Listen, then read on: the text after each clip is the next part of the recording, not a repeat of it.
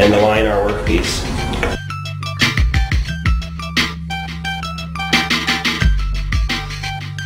And this ensures that our cuts are aligned with our jig, so that when we continue cutting, the pattern lines up.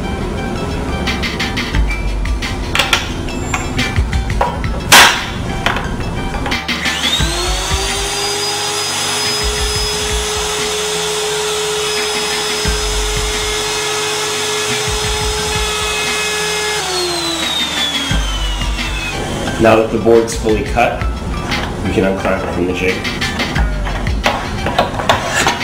And we've successfully cut a board that's wider with a dovetail jig.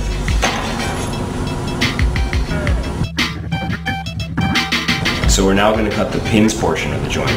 So we'll take our second board and clamp it loosely on the left side of the jig. And we're going to set the depth gauge to the thickness of the tails portion of the joint. It's always wise to set it a little deeper so that when the joint is finished you can sand it flush. And again, we align both sides to ensure that the plate is parallel. And we tighten it into position. Now, to ensure that the tops of both boards are aligned, we insert the tails into the teeth on the bottom of the depth plate. And we align both edges so that they're flush.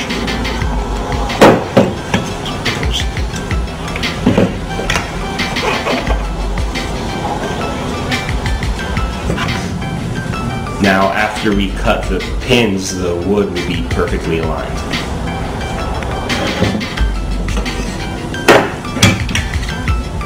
So when cutting this portion of the joint, the router will be touching the surface of the depth plate. So it's easiest to clamp the workpiece to your table in this orientation. Yeah, you can also mount it on the table in this orientation, which would allow you to cut the wood upright. Now we'll be cutting the pins portion of the joint.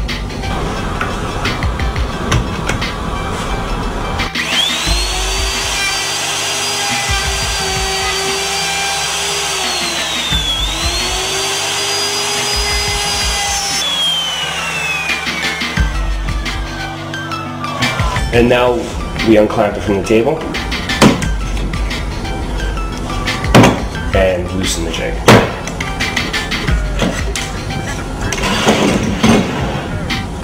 And we test the fit of our joint.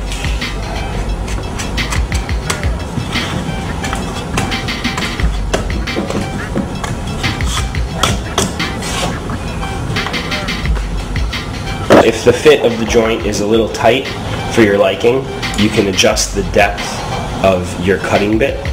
So on the depth plate, when setting the cutter depth, you can make the cutter bit deeper, which will make a tighter joint. Or you can set it higher up in the wood, which would make a looser joint. You can also use this jig on a router table, using the exact same setup we showed earlier.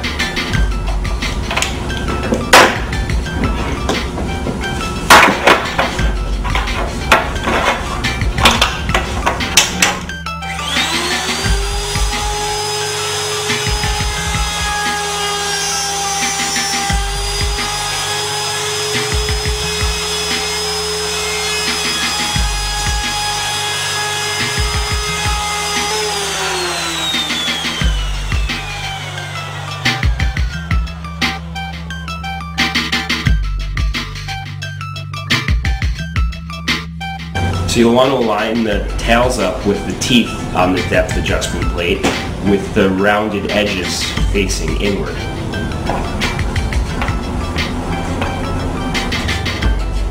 Then you'll adjust the pins board so the two edges that you want aligned are flush with each other. And then clamp in the tails portion of the joint to your jig. For the second cut, we'll again be using the face of the depth adjustment plate touching the router table.